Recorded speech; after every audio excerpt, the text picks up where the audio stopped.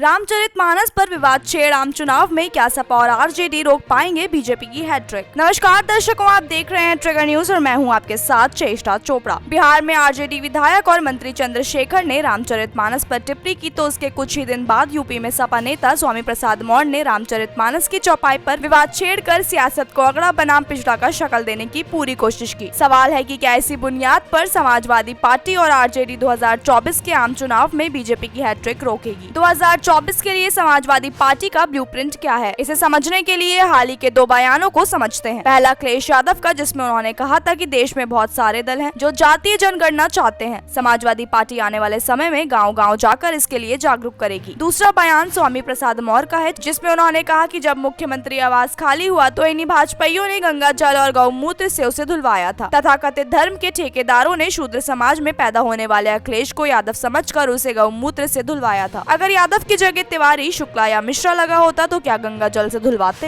इन बयानों से समझ में आ गया होगा कि यूपी में जातियों के चक्रव्यूह में बीजेपी के विजयी रथ को रोकने की तैयारी शुरू हो चुकी है। अखिलेश के पुराने सहयोगी सपा से नाराज हैं, जबकि बीजेपी को पता है मामला गंभीर है। बयानों पर डिप्टी सीएम और प्रदेश में बीजेपी का मजबूत ओबीसी चेहरा केशव प्रसाद मौर्य सामने आए और कहा, समाजवादी पार्टी का इस समय अभियान चल रहा है कि जैसे दूध में नींबू डालकर फाड़ने का काम किया जाता है, उसी तरह समाज को बांटे, लेकिन उसकी ये साजिश सफल नहीं होगी। समाजवादी पार्टी के महासचिव स्वामी प्रसाद मौर्य ने रामचरितमानस के बहाने यूपी में आगड़ा बनाम पिछड़ा का दाव चला तो बीजेपी ने काउंटर अटैक की बरसात कर दी। जैसे जैसे विवाद बढ़ रहा है, बीजेपी के हमले भी तेज होते जा रहे हैं। डिप्टी सीएम दिनेश मिश्रा ने कहा कि सपा समाज में विग्रह पैदा करके चुनाव जीतने का सपना देखने के बजाय कोई विकास का मॉडल लेकर आए। बीजेपी समझ रही है कि अगर जातीय चक्रव्यूह को समय रहते न भेदा गया तो पीएम मोदी के विजयी रथ के लिए मुश्किल खड़ी हो सकती है। बीजेपी की सहयोगी दल भी इसे भेदने के लिए आगे आ रहे हैं। यूपी में कैबिनेट मंत्री संजय निषाद ने स्वामी प्रसाद मौर्य और समाजवादी पार्टी पर कहा कि धर्म के खिलाफ बोलने वाला अधर्मी होता है। राम पर गोली चलवाने वालों और राम पर बोलने वालों का चेहरा लोगों के बीच आ गया है। ऐसे ही दो चार नेता रहे तो बची कुची समाजवादी पार्टी भी खत्म हो जाएगी। फिलहाल अगला पिछड़ा की लड़ाई में बीजेपी को बसपा सुप्रीमो के बयान से राहत मिली है। मायावती ने रामचरितमानस विवाद पर सपा को निशाने पर लेते हुए ट्विटर पर लिखा, देश में कमजोर व उपेक्षित वर्गों का रामचरितमानस व मनुस्मृति आदि ग्रंथ नहीं बल्कि भारतीय संविधान है, जिसमें बाबा साहब डॉक्टर भीमराव अंबेडकर ने इनको शूद्रों की नहीं बल्कि एससी और एसटी व ओबीसी की संज्ञा दी है। अतः इन्हें शूद्र कहकर सपा इनका अपमान न करे तथा न ही संविधान की अवहेलना करे। उधर अखिलेश यादव ने बिना नाम लिए ही मायावती पर निशाना साधा और कहा, उत्तर प्रदेश और देश की जनता जानती है कि कौन सा दल भारतीय जनता पार्टी की मदद कर रहा है। यूपी के साथ ही बिहार में भी महागठबंधन ने अगड़ा और पिछड़ा का दाव चला है। मंत्री चंद्रशेखर का बयान उसी कड़ी का हिस्सा है। इसके साथ ही नीतीश सरकार ने राज्य में जाति सर्वेक्षण की शुरुआत कर दी है। इसमें राज्य में रह रही जातियों की संख्या पता लगाया जाएगा। कई विपक्षी दल देश में जाति जनगणना की मांग करते रहे हैं, जिसे केंद्र की बीजेपी सरकार ने स्वीकार नहीं किया है, लेकिन अब बिहार में जाति सर्वेक्षण के बाद बीजेपी का दबाव बन रहा है। धन्यवाद दर्शकों, ऐसी तमाम खबरों के लिए देखते रहिए ट्रिगर न्यूज।